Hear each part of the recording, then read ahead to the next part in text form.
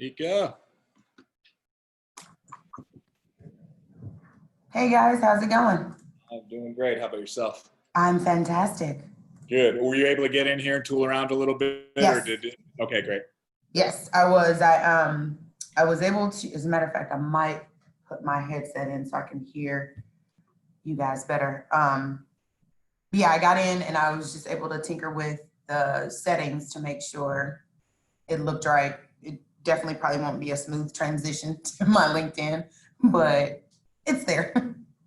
Cool. How many are we expecting? I checked it about an hour ago and there were a little more than 100. Nice. But we just had 8 concurrent sessions and this is the only one going on at 3 o'clock. So I think everybody was pumping it.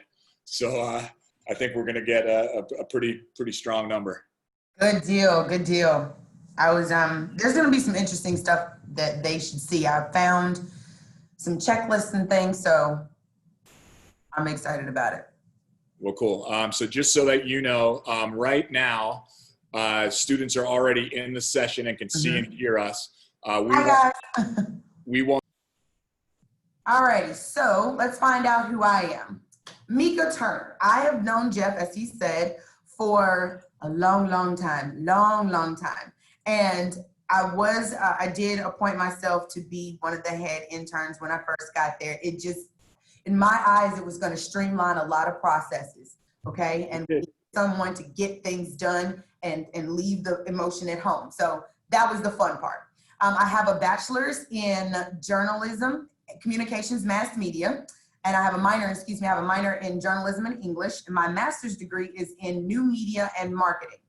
And I'll be the first to tell you that my career path did not always include all of those things. It's okay for your career path or your interests to span the gamut. There's no one or very few people that you'll hear at my age, I'm 36, and in just, demographic and all of that, no one has had the same job. We have all had different career paths, but they all connect together.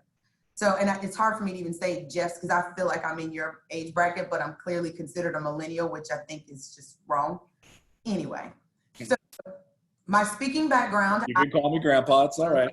Yeah, I got my first job out of college. I graduated in December of 2005 from UNC Charlotte and ended up with a job at Blackboard in February of 2006. So 2 months after I graduated, I had a full-time job with a reputable company and I was making moves. That did not come easily. It actually spun from a partnership or a connection I made as an intern. And it was a phone call, just a random phone call. So LinkedIn will help you with that and skip that portion since things are changing now, but it goes back into your connections. So as I was working at Blackboard, I definitely had other things that I was doing and interested in on the side, which is all part of marketing, namely event planning. So worked my way from just doing on-ice events at the Checkers to being a partner in an event planning company. And the week that my partner and I decided we were going to go full-time with events and be the next Clark Allen and David Tutorial, we were going to do it, the economy tanked. That exact week. We put in our resignations on Monday. On Friday, it was like, well, guys, so how are we going to eat? And from there, it was, let's go. Let's figure out what skills I've obtained thus far in my past and how I can apply those to new sectors of life. So I went to work at a temp agency. I was a site coordinator, and this is, again, taking a major pay cut, but being on LinkedIn and this path has definitely helped me go forward. I actually worked for the Charlotte Knights in catering. I've done sales, and I came to AvidXChange 4 years ago as a content writer. Started there, worked my way up to being a technical writer. So all the user manuals, instructions, guides, I was doing that for our integrations team and the clients, and still volunteering on the AvidXChange Foundation. And on the AvidXChange Foundation, similar to my internship, got there, went to the first meeting, and about 3 minutes in, I was like, yeah, we need to fix some stuff here. Made a list sitting in the meeting and executed said list later on that year and actually turned it into my current position as the community engagement manager.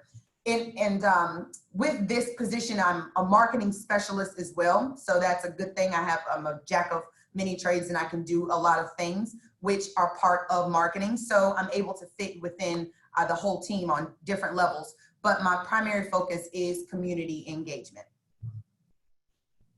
So along with myself on the team, we have Rob Focus, and he is our Director of Corporate Social Responsibility. And that is all of our sustainability, our environmental focuses, how we impact the community, what we're doing going forward, diversity and inclusion, all of that stuff, all the boots on the ground and the larger scale things amongst all 7 of our offices. And I focus on the community, more centralized activities in our offices. So what is LinkedIn? Let's get started with that. LinkedIn, what's that? So, and just as a heads up, if you see me looking up, I'm in a different office, so I'm making sure that my screen is matching what I see here. Again, I don't have my technology here and I don't want to mess anything up. So LinkedIn started in May of 2003, and it was specifically formulated to be for the business community. So as a precursor, what you share on Facebook, Twitter, Instagram, more than likely won't be exactly what you share on LinkedIn. There may be some variation of it, a version of it, but verbatim, it's very rare because LinkedIn is a platform that does not allow you to delete posts, if I'm not mistaken. So it is there for professionals. That is the goal. And when you get to LinkedIn, as you've probably been in there, you can see the setup is a bit different. The conversations are different. The categories are a bit different. The whole feel of it is socially professional. It's not, baby pictures and family stuff up there, very rarely. It's mostly what we're doing in our offices, in our professional lives. So it is a unique social media platform. The basic membership is free, but LinkedIn requires that you have a connection to any of your connections or a pre-existing connection to any of your connections. And they operate on a 6 degrees of separation mindset. So with other platforms, doesn't matter. You can literally search anybody's name and decide, I want to connect with you, and have no sort of intertwining relationships, nothing. But LinkedIn requires that there has to be at least 6 degrees of separation. And that is, I absolutely love it because it keeps you from just having a bunch of random people in your network, and you're trying to figure out how are we connected, how are we going to benefit each other, what's going on here. So pay attention to that, and your connections, when you connect with someone, they become someone else's connections. So I'll pause there and say, with all of your profiles, thus far, anyone you've had a speaker that's come in, you should be looking up their names on LinkedIn to make them one of your first connections. Myself and Jeff should definitely be one of your first connections. Our networks become your networks. So it gives you kind of exclusive access to some of the top industry professionals. And it's, what's the word I use? It's skip level networking. So instead of you having gone like right through the door and you've got to meet the receptionist and then everybody leading up to, LinkedIn gives you the opportunity to skip all that, to figure out who you know in that circle who can get you to who you need to connect with faster. So it's a streamlining process. It is, Microsoft owns LinkedIn. It also owns a portion of Facebook. So the structure is very similar. You'll see with the setup of LinkedIn and Facebook, there's messaging on the side, you've got your feed in the middle, and you've got your own personal stats on the left-hand side. So let's talk about some stats and facts. There are over 575 million members on LinkedIn worldwide. I'm gonna go clockwise. So we're gonna start at the 44%. So 44% of users make over $75,000 a year on LinkedIn. 50% of those are college graduates, and 38% are millennial users. So millennials, according to CNN, are the age range born 1982 to 1996. And on some levels, they might say 1980 to 2000, but I'm gonna go with 81 to 96. It just makes me feel better. So millennials, 38% of millennials are users. 11 million millennial users are decision makers. Those are your managers, your directors, your VPs, your executives, the stakeholders, the people who have a say in what goes on in the company.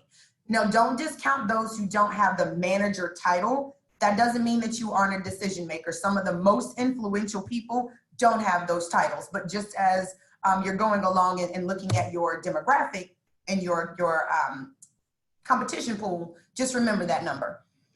So about 17 minutes a month are spent on LinkedIn, and I do believe that's those of us who are already in the professional realm. As you're building out your profile, try to spend that much time a day on LinkedIn. You know, as much as we can scroll through Snapstagram, I know it's Instagram and Snapchat. As we scroll through all that stuff, you can take a moment to look in your LinkedIn and search, and I'll show you about all the searches, and look to see what's going on with the companies that you're invested in, some of the people that you follow, some of your authors, creators. All of those people 9 times out of 10 have a LinkedIn account.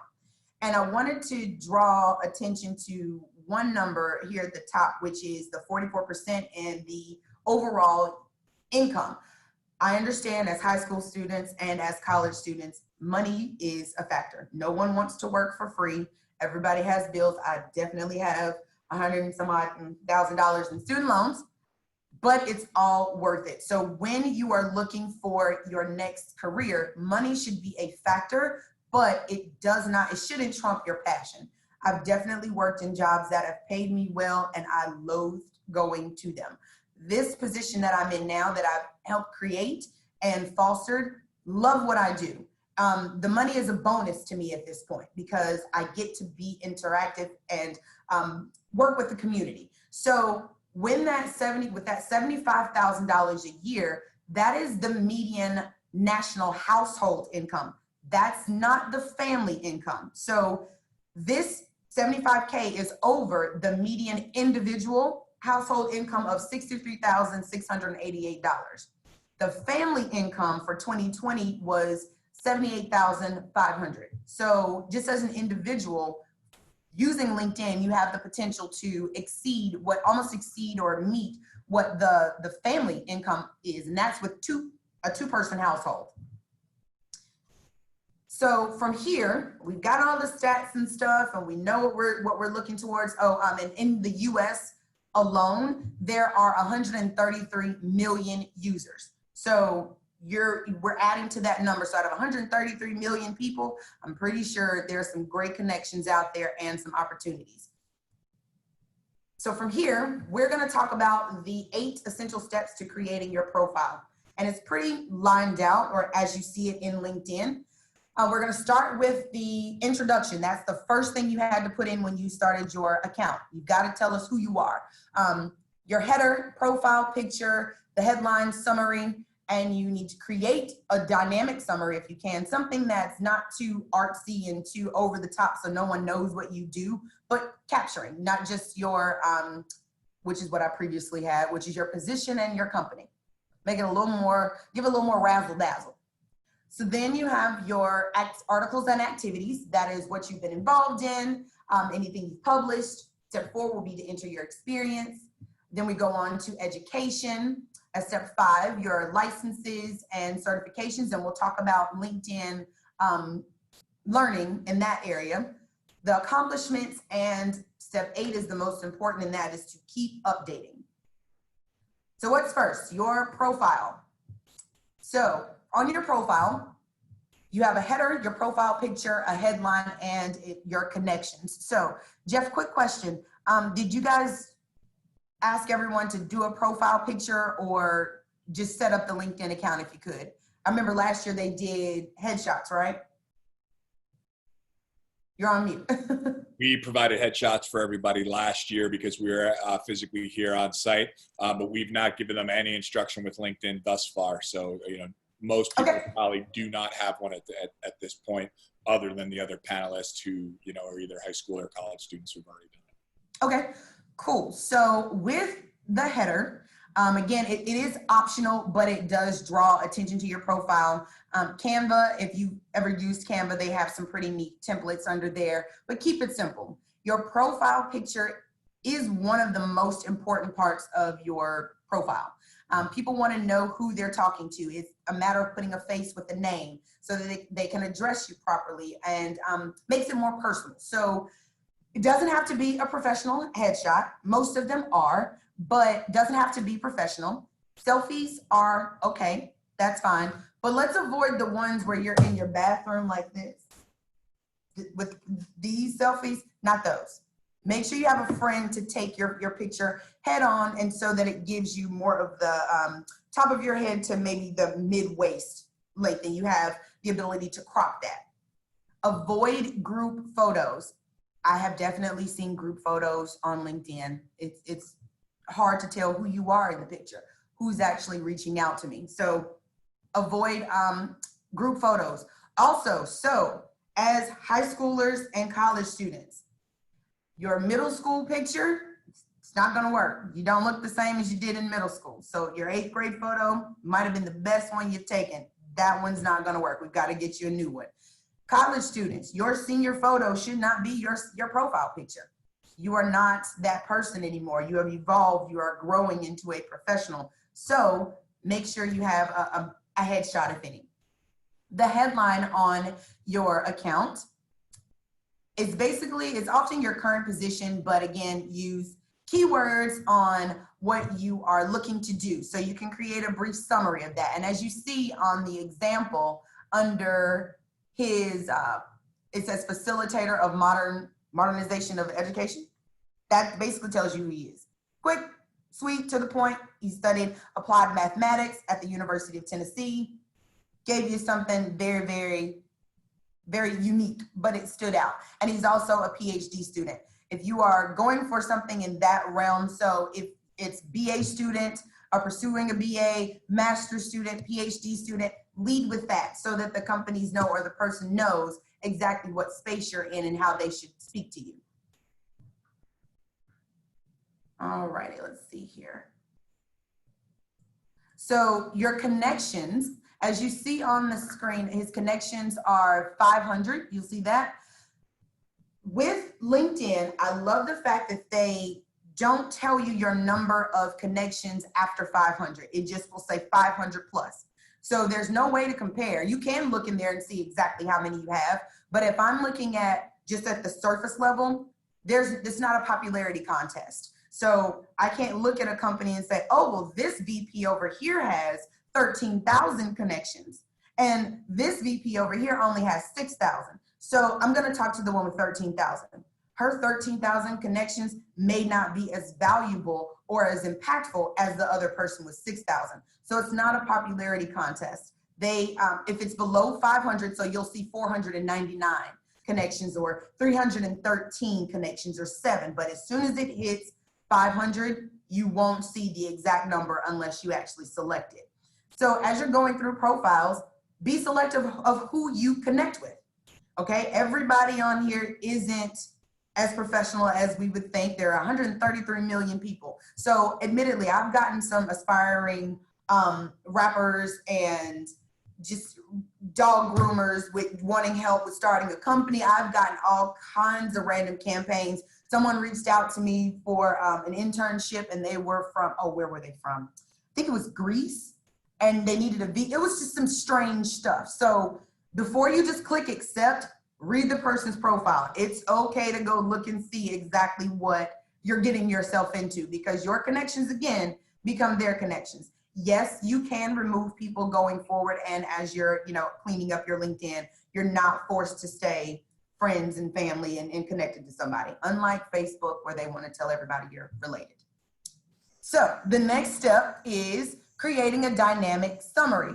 Tell us a little bit about yourself. Please don't skip this part, okay? You need to put in a summary. Just a blurb, couple sentences. Again, it doesn't have to be perfect. These are ongoing things. You're gonna constantly be evolving. Your career may change. Your passions may change. Just make sure that you don't skip that part. Speak in the first person. I only know one person who speaks in third, and that is my father. I don't know why he does that, but he speaks about himself in the third person at all times. Don't ask me. But speak about yourself in the first person. A good way to talk about yourself, if you have an issue with sounding braggy or as if you're, just conceited in some ways, it's confidence, first of all. Secondly, one of my mentors said to speak about yourself from the perspective of someone else. So what does that mean? If someone says, well, tell me a little bit about yourself. Wow. Well, people have told me After that's what you fill in. So people have told me that I'm articulate, that I'm trustworthy, that I am a dynamic person to work with, that I'm resourceful, that I'm an effective communicator. So those things after the people have told me, that's what you should use. And it kind of takes the pressure off of yourself, and you can talk to your peers, talk to your mentors, and just have conversations and ask, well, what do you see me as? What do you see in me that would help me get to X, Y, Z? What are some strengths that you see in me? What are some things that you think I should work on? I'm gonna avoid using the word weakness, because I think those are hurtful words and they're harmful to building things. A weakness can always be extended into a strength. You can grow from those. So ask people where your areas of improvement are. Have those transparent conversations and use those to build your skills going forward. And with that, you'll speak to only your relevant details. Doesn't matter how long ago it was, if it is relevant to your to your professional background, then use it. For example, as a high schooler, if you volunteer now, it's fine to use that in college if it is, again, within your professional background and years of experience, and it'll speak to your qualifications. If you have the ability to collect stats, do so. So you can provide specific examples to your qualifications. So for me, those are your KPIs. So after you've given all of your qualifications and what you can do, you can say, and I mentored 50 students over the course of 6 months at XYZ school. You've given them how many students and a timeline. If you don't have those things, that's fine. Just try to, if you can, get some sort of statistics or ask someone about how many people do you think we helped today. Keep it short and sweet. KISS. 4 to 5 sentences, and you should think of your summary as your digital elevator pitch. I still am working on my elevator pitch. My mentor and I have been talking about it for a while, and I still couldn't tell you what I actually do, but we're working on that. So your digital, your elevator pitch that gives you 30 seconds about yourself. So share your story. Tell who you are. This is not a platform to tell about your dog having surgery or that you got a new gerbil, things of that nature, but tell a little bit about what drives you and what made you, or what sparked your interest in XYZ career. For example, I'm community engagement. I have always been involved in the community. I have a massive family. My mother is one of 11 or one of 12. My father is one of 7. I have 26 first cousins on one side of the family, and my grandfather is one of 26. So there was always people around. There's always something to do, always someone to get back to. And throughout that family dynamic, we were taught, there's so many of us, what can we do to help other people? That's what I got, and that's how I ended up getting involved in community engagement. So your articles and activities. Right now, you might not have a lot in this space, but that will grow as you start to go along. If you have any clubs, any organizations, any sports, this is where you'll put those types of things. If you write for the school newspaper, you would put that you're a writer and you've published articles in XYZ Tribune or XYZ, publication. If you are the yearbook editor, yes, I was the yearbook editor in chief. Put that on there. You have some sort of publications and editorial experience. Those are skills that you can build upon as you're going throughout the process. And remember, as you're writing these things, on your activity, just like Facebook and Instagram, your connections will see your feed.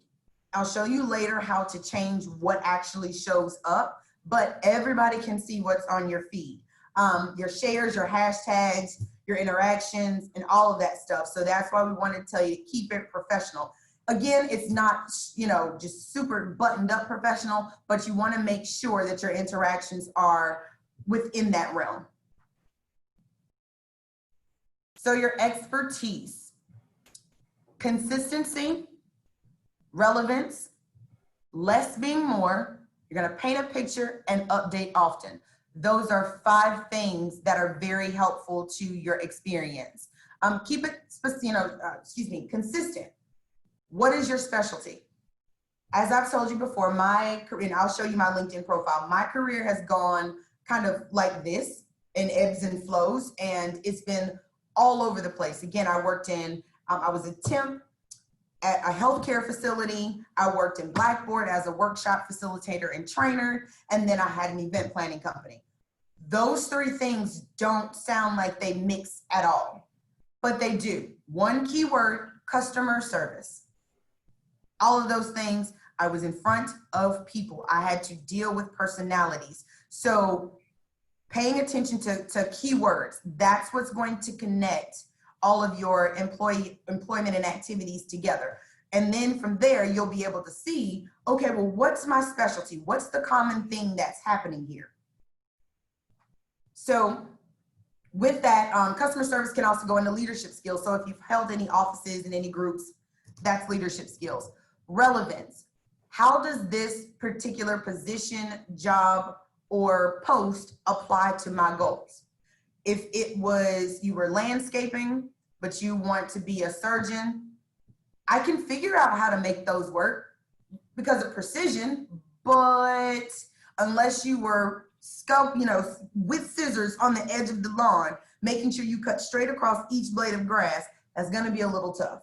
So making sure your volunteer experiences, any jobs that you come in contact with, the people that you are interacting with, make sure they fit with your goals, or you can at least see the value in what you can get out of those interactions.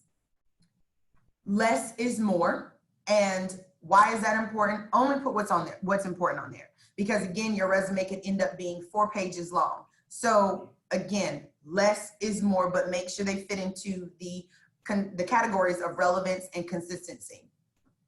And as you're looking to tell about your tasks, paint a picture.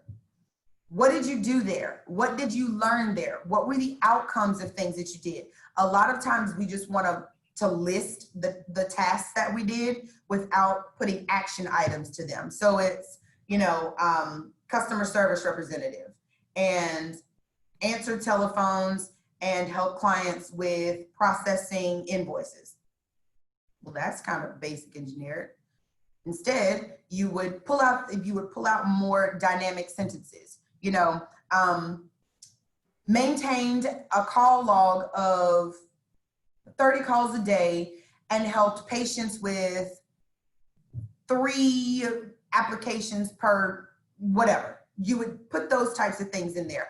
Also, a helpful tip is when you are adding in your experience or creating your resume and cover letter, that's not a person who's going to look at it. It's going through a machine. It is actually a computer that is scanning all of this information to pull out keywords. So for positions that you're looking for, it does not hurt, and actually it's highly recommended that you take a look at the description and match that to the tasks and the skills that you have on your resume. Don't copy them verbatim, but at least find out how they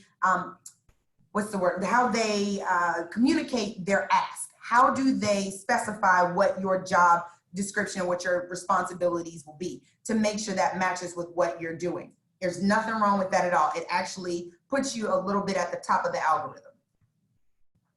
Update often as you go along and you start to get different experiences and obtain certificates, certifications, licenses. Make sure you put those on there. Any awards that you've gotten, make sure you put those there too. And I think this just skipped ahead a couple slides. Hold on.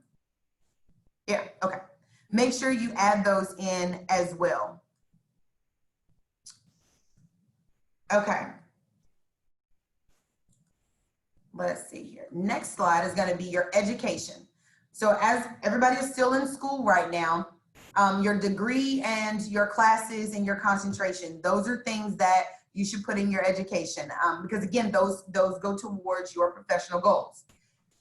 Your GPA and rank, those are relevant now if they're, above average, but when you get out of college, unless you're going to be a doctor, it's in my entire career, I have never had anyone ask me what my GPA was in college or in my undergrad or grad school. They literally wanted to know, can you do the job? Do you have experience? And if you don't know how to do a particular thing, can you use your resources in order to teach yourself? So put your GPA on there for now, because that's going to be helpful when you're looking for your internships and apprenticeships and things like that. Highlight your achievements and any awards that you have, any medals, any rankings, any of that. Make sure you highlight those. Include and identify your clubs and organizations. And if you have any positions or have held any offices there, put that there as well. President of DECA, secretary of whatever, make sure you put those there, because that also speaks to your leadership abilities when it goes into your skill set. Your topics for your senior exit project and your thesis, those are optional. I never put those on there. I didn't see a need to, but as you're looking towards your internships and building out your portfolio or profile, it would be helpful to put those on there so that it's just not a blank state, and it might put you in the running to being on the forefront of someone else's radar. So your licenses and certifications, similar to your accomplishments, there is space provided for continuing education courses. Use that. Make sure you are constantly learning and getting certifications. It does not have to be a degree in order for you to be sufficient and have the experience in it. Continuously learn, especially when it comes to social media and those platforms. You guys are using it now. It just seems kind of, doesn't matter. Your assets to marketing teams, because you can understand algorithms, you know what it means to post at a certain time. These are things that people might want to say are negatives when it comes to millennials and those who are heavily on social media. Use that to your advantage, because then you got to teach people like me how to do it, okay? And I will vouch for you. I will make sure that we keep all the interns and we get you back in here. We need that kind of help. It also helps us streamline and become better marketers and better as a team all around. Your goal is to be an asset and not a liability wherever you go, okay? Always be an asset and not a liability. LinkedIn does have a LinkedIn learning portal that sometimes they offer free courses. We'll talk about that. I'll show you where to go to look at that if I can remember. Definitely take advantage of it. Any Skillshare classes that you do, Skill Pop, anything of that nature, make sure you add those in, because again, it shows that you are continuously keeping your mind going. Your accomplishments, tell them what you're good at. Okay, so your skills and endorsements. This is where you're going to tell people and brag about yourself a bit.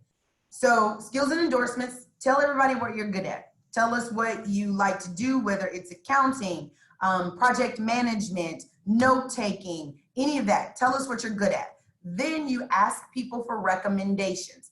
Ask your coaches, ask your teachers, ask your mentors, ask your employees. Anyone who can speak to your talents and character to confirm the skills and endorsements that you've listed there, there's a space where they can write your recommendation and that pops up on your profile. That's, again, where a recruiter can look through, and it's kind of like your reference is already there. You can look at my reference page on my resume, but my endorsements and my recommendations speak for it right there. Your accomplishments, again, humbly brag about yourself and highlight the unique skills that you have. So if you speak 3 languages, tell us that you speak 3 languages. If you can write in those languages as well, tell us that. If you have skills with drones, if you have AV skills, anything that is unique that you know will possibly stand out from the others, make sure you list that there. And again, update those as often as possible. So again, it's a lot of updating and learning. As you learn a new skill and you're mastering it and you're going towards making that a part of your toolkit, add it to LinkedIn. As I've said several times throughout this, update often.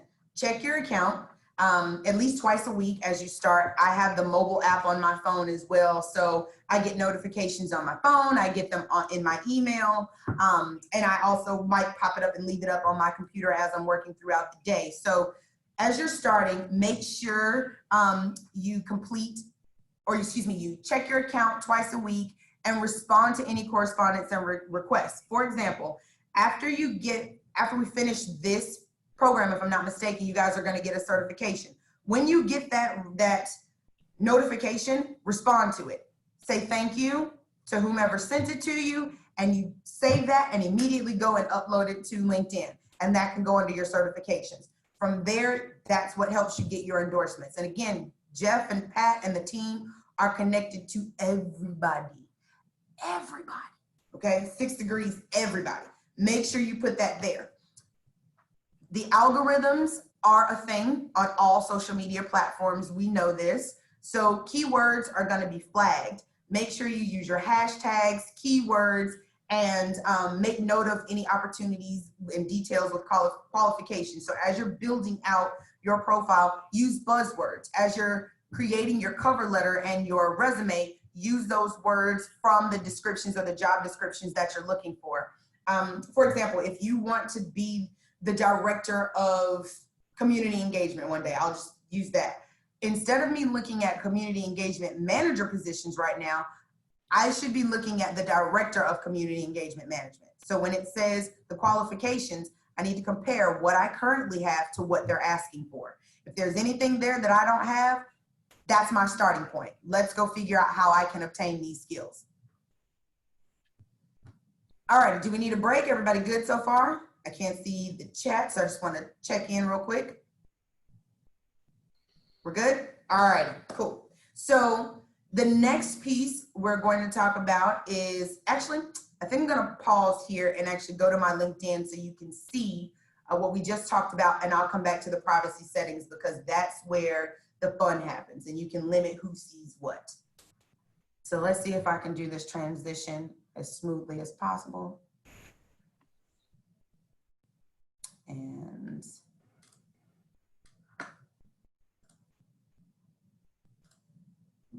let's do this.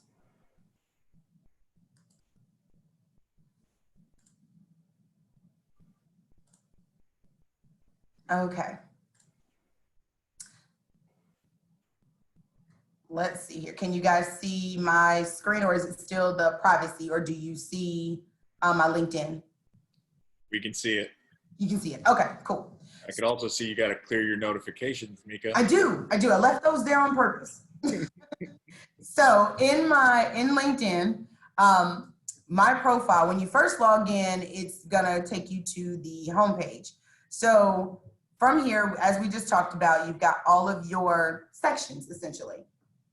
So my header is, I am a community engagement enthusiast, passionate solution seeker who is motivated by diversity and inclusion. I literally did that this morning because it just said my position and my company. And as I was going through stuff, I'm like, that's not right. I need to change that. But as you're going along and it shows that I'm open to work, I've definitely left that there. And I only set it so that recruiters can see it. So as you're going through LinkedIn, it does give you the ability to open up your network and say you are looking for employment or you're open to opportunities. Unless you found the perfect job and the perfect position, leave that open because you never know what recruiters can come through your messaging. And I've had several because I've had technical writing and I'm in community engagement. So I get notifications from both. The good thing is I'm skilled in both, so I have that option. It tells you, it gives me how I can strengthen my profile, answer that. What's my about section? So in my about, I've basically listed my specialties right up front. communications, meeting and event consultation, content writing, volunteer management, so on and so forth. Now, if I click more, tells you a little bit more about me. This is a mind dump of everything that I'm able to do. And the beauty is that within this first section, I give you the specifics or the overview. And then if you want to drop down, you can look further into what I've got going on. My dashboard is private to me. And again, I left all of this there so we can change the settings later, but my dashboard is private to me. I'm an all-star because I'm active on LinkedIn. It will tell you when you need to get more engaged. LinkedIn is there to help you. It tells me how many people have viewed my profile. I haven't posted any articles, so I don't have any articles to view, and how many search appearances I show up in. So when recruiters are looking for talent, I'm showing up in their searches based off of anything on my timeline or any of my keywords.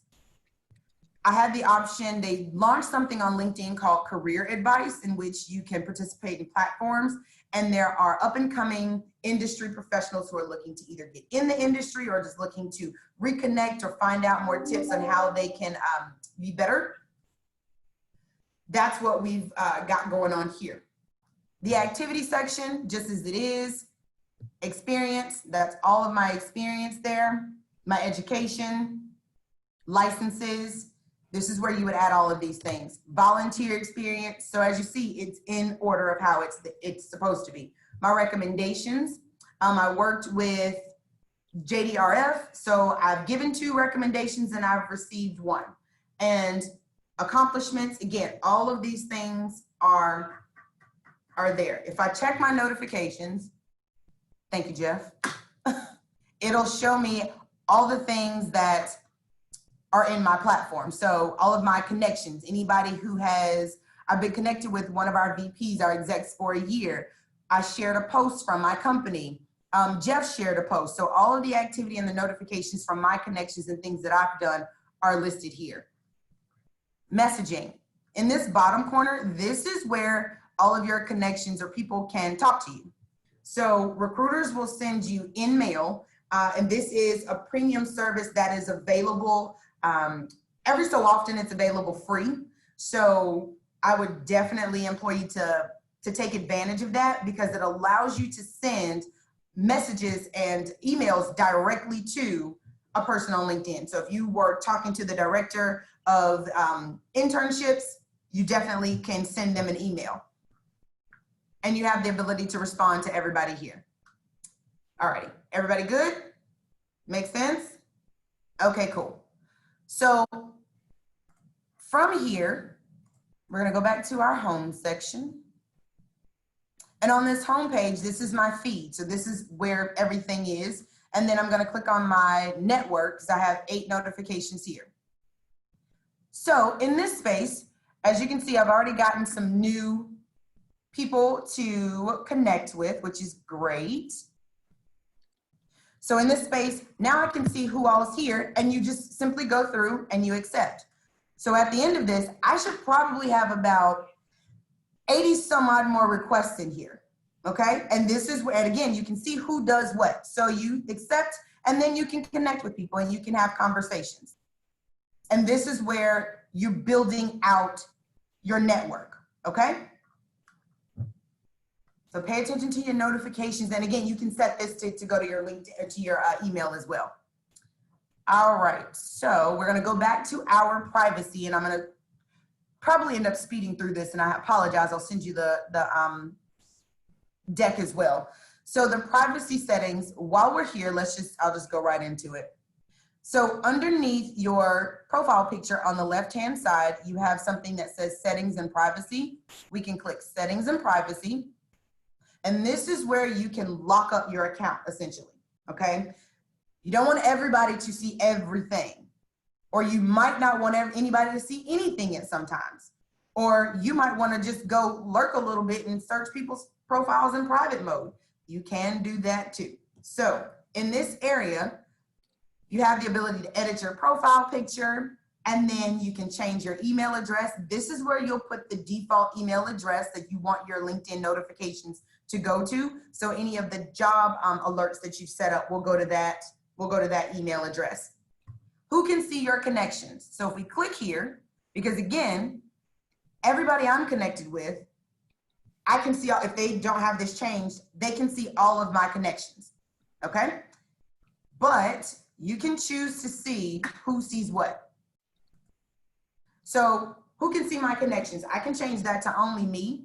So when you connect with me, I only see this, no one else sees it. But since we want to be open and LinkedIn is for networking, I allow everyone to see my connections. Again, this is like your friends group on Facebook, which, by the way, side note, lock those down, please. Please lock your friends groups on Facebook. Employers are checking those when you apply for jobs. They're not just looking at your profile. Some of them are actually going into your friends to see if you have any mutual friends, to see if you have any friends who are controversial, and to look into that. I've known of people personally who've not been hired for positions based off of what their friends have done. And yes, so that goes for family members too. Just lock that down, okay? Also allows you to see who viewers on this profile also have viewed. So you can to show who else they've viewed. So if you looked at my profile, I can see who else you've looked at. Yes, because we might need to connect with one of those people, and I might need to know who else you've looked up. Maybe I know a person that you've looked up and you haven't been able to get in contact with them. I can be that liaison. So share that information. Who can see your last name? Doesn't bother me. There's only 2 Tanjamika Turners in the world. I've actually 2 Tanjamikas in the world. We know each other. Yes, we've connected. So I'm fine with you seeing my entire name. But if you've got, I worked with a guy at Blackboard. His literal name was John Smith. He was born on the 4th of July and he was adopted. This is a real person. And based off of those 3 things, this sounds like a made up character. So he had to do a lot to prove, no, I actually am a real person. Leave your name. If you have a common name, you can choose to spruce that up however you decide. But I would avoid at all costs doing anything unprofessional in this space. So representing your organization and interests, yes, you can show that, show, the content from my employers, the job opportunities, details and things of that nature. Who can see me on LinkedIn? It is a part of Microsoft Word. And then we get into viewing stuff privately. So if I want to go lurk and be on LinkedIn and check out profiles, I can do this in private mode. So it's not going to show me who saw it. It'll just say, someone looked at your profile, an anonymous LinkedIn member. I can also change this to someone at AvidXChange, or you can see that I looked at your profile.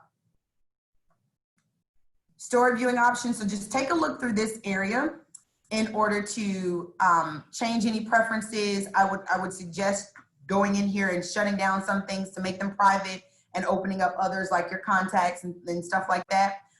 Your job seeking preferences, definitely go in here and look at those as well. Speaking of jobs, we're gonna go back to LinkedIn and I'm gonna show you how to do a quick search. I also have a checklist that I'll send to Jeff for college students and for high school students. So under jobs, if we click jobs, I did a test earlier today. And what you can do in here is I typed in high school internships. Well, there we go, high school internships. And it shows me all the internships in the world that are available to high school students. This is going to be different than what you see in your offices. This works for college students as well. Make sure you use this. It's going to be different than what your offices have to offer you, what you see on Indeed, any of those places, Career Builder. All those recruiters are on LinkedIn. I work with a recruiter and she went to use LinkedIn primarily for all of our interns here. So that's 35 interns across all of our areas, and we posted it on LinkedIn and all of them reached out to her there. She had everything she needed. Again, this is where you can set up the things that you're looking for in order to make it a success with LinkedIn. Are there any questions right now? Yeah, so Meka, we're down to about 7 minutes. I think one of the most consistent questions that we've gotten from students throughout is, should I and how do I connect with speakers from this week's camp, for example? Right? So they were in a great session, somebody they were impressed by. What are the steps by which they should take to reach out? What should they be saying? You should go to LinkedIn and search us, search our names. So if I typed in Jeff, as you see, as I'm typing, Longo, and it shows that he is one of my first degree of separation, meaning we're directly connected to each other. Search the person's name, highlight that person's name, and they're gonna show up. And then there's a button, it'll be over here that says like connect. You would simply click that and it'll show up in our notifications. And from there, we can talk to each other in messages. Once we're connected, you have the ability to send an email to any one of us. And then we can schedule time separately to go over anything, to mentor, to give any advice, all of that stuff. And as I'm on Jeff's profile, it shows me when people looked at Jeff's profile, who else did they look at? So here are all the other people. Pat's one of those. So they're looking at people's profiles that are connected to Jeff. And again, once you see our connections, we can connect you to other people. Use LinkedIn. It is definitely your friend. If you don't use any other platform or take anything else away today, note that Jeff and I are here, that I'm here to help you out. I'm at AvidXChange. I have no problem with speaking to any one of you students offline. I definitely will be sharing the deck with Jeff as well as a few checklists that I found that are actually provided by LinkedIn, so that you will have the ability to make sure you post exactly what should be there for your exact or age bracket. For high schoolers, what's going to be the best, and for college students, what's going to be the best. Tinker with LinkedIn. It's not something you're going to get right at the beginning. It's not going to be something that you're going to master right up front. It happens. This is at least 15 years of information here. So take the time to learn LinkedIn, to go through it. And again, we just breeze through all of this stuff and learn who you are. I'll give you some helpful resources. Check out the StrengthsFinder 2.0 by Tom Roth, Crucial Conversations, and Glassdoor. Someone else should do a session on Glassdoor. That's a good one. Looking up companies to find out a little bit more about them from their employees. Glassdoor is a great one. To find out about yourself, and that was my mentor, sorry. To find out about yourself, StrengthsFinder, that is gonna help you figure out the career paths you should take. What are your top 5 strengths that you can speak to? Those are great topics, things to put on your LinkedIn profile. They're great things to talk about, to use to talk about yourself. Mine are communication, ideation, activation, futuristic, and what's the other one? Woo. So I'm able to talk to anybody. I am a great communicator. I use my resources. I like futuristic ideas. I like to activate and put things into action. Perfectly describes why I'm in the position that I'm in. That book also gives you, like I said, career options, and it gives you a test that you can take with you. Now companies are doing personality tests, so that'll help you out in that area as well. I think we have gotten to the end, so my contact information is here on this slide. Feel free to look me up. That is exactly how you spell my first name. It is phonetically correct. If you sound it out, you're gonna get Tanja Meka. Feel free to reach out to me. That's my email address. Shoot me an email. I speak to at least 3 students a week just on random stuff about how to get through and make it to making it to corporate America or in any job. Okay. All right. So this has been a pleasure. Thank you so much for your time. And I will be sure to get this stuff over to Jeff and the team. So again, reach out. And if you have any comments, questions, or concerns, I'm here to help. Meka, thank you. And thank you to AvidXChange for supporting our program and helping make it possible for kids to attend camp and learn. Thank you, guys. I can't wait to do this again. Awesome, Meka. Thank you. Have a good one. Thank you. Thank you. Thank you, everyone.